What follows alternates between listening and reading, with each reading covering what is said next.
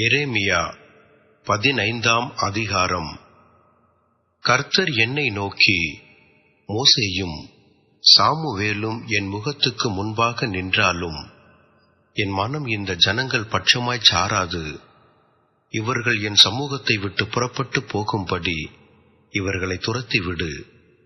எங்கே புறப்பட்டு போனோம் என்று இவர்கள் உன்னை கேட்டால், நீ அவர்களை நோக்கி, சாவுக்கு ஏதுவானவர்கள் சாவுக்கும், பட்டயத்துக்கு ஏதுவானவர்கள் பட்டயத்துக்கும், பஞ்சத்துக்கு ஏதுவானவர்கள் பஞ்சத்துக்கும், சிறையிருப்புக்கு ஏதுவானவர்கள் சிறையிருப்புக்கும் நேராய் போக வேண்டும் என்று கர்த்தர் உரைக்கிறார் என்று சொல்லு. கொன்று போட பட்டயமும், பிடித்து இழுக்க நாய்களும், பட்சித்து அழிக்க ஆகாயத்து பறவைகளும், பூமியின் மிருகங்களும் ஆகிய 4 விதமான வாதைகளை நான் அவர்கள் மேல் வர கட்டளையிடுவேன் என்று கர்த்தர் சொல்லுகிறார்.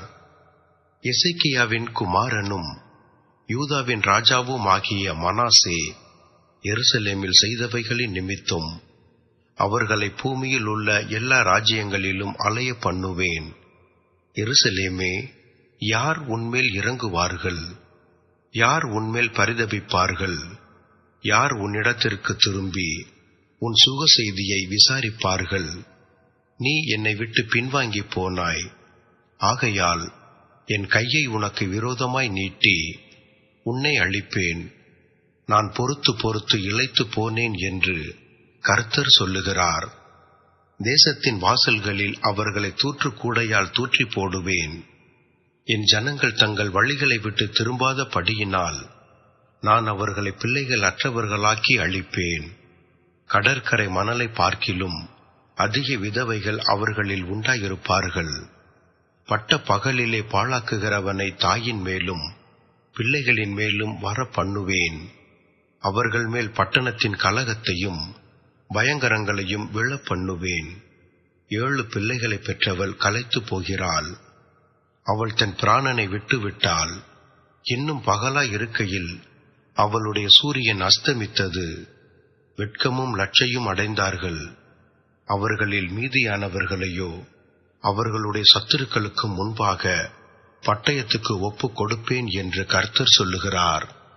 என் தாயே, தேசத்துக்கெல்லாம் வழக்குக்கும் வாதுக்கும் உள்ளானவனாய் இருக்கும்படி என்னை நீ பெற்றாயே.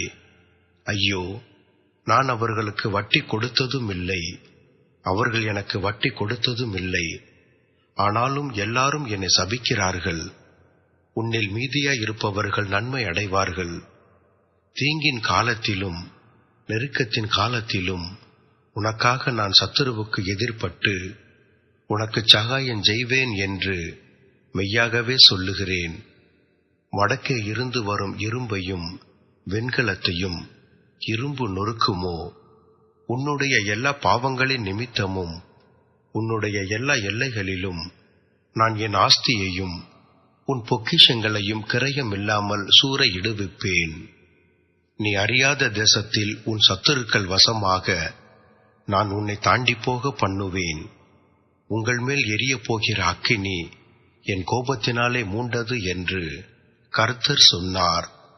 கர்த்தாவே, நீர் அதை அறிவீர். தேவரீர் என்னை நினைத்து என்னை விசாரித்து என்னை துன்பப்படுத்துகிறவர்களுக்கு என் நிமித்தம் நீதியை சரிக்கட்டும். உம்முடைய நீடிய பொறுமையின் நிமித்தம் என்னை வாரிக்கொள்ளாதிரும்.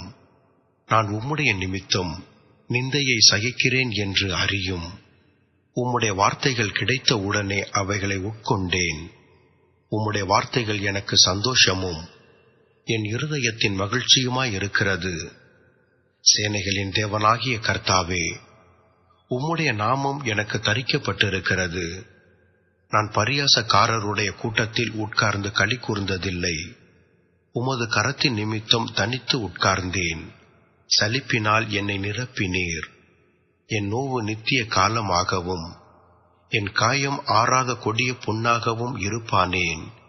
நீர் எனக்கு நம்பப்படாத ஊற்றைப் போலவும் வற்றிப்போகிற ஜலத்தைப் போலவும் இருப்பீரோ? இதி நிமித்தம் நீ திரும்பினால் நான் உன்னை திரும்ப சீர்படுத்துவேன். என் முகத்துக்கு முன்பாக நிலைத்திருப்பாய். நீ தீழ்ப்பானது நின்று விலையேறப் பெற்றதை பிரித்தெடுத்தால் என் வாய்ப்போல் இருப்பாய். நீர் அவர்களிடத்தில் திரும்பாமல் அவர்கள் உன்னிடத்தில் திரும்புவார்களாக என்று கர்த்தர் சொல்லுகிறார். உன்னை இந்த ஜனத்துக்கு எதிரே அரணான வெண்கல அலங்கமும் ஆக்குவேன். அவர்கள் உனக்கு விரோதமாக யுத்தம் பண்ணுவார்கள், ஆனாலும் உன்னை மேற்கொள்ள மாட்டார்கள். உன்னை ரட்சிப்பதற்காகவும் உன்னை தப்புவிப்பதற்காகவும் நான் உன்னுடனே இருக்கிறேன் என்று கர்த்தர் சொல்லுகிறார். நான் உன்னை பொல்லாதவர்களின் கைக்கு தப்புவித்து உன்னை பலவந்தரின் கைக்கு நீங்கலாக்கி விடுவிப்பேன் என்கிறார்.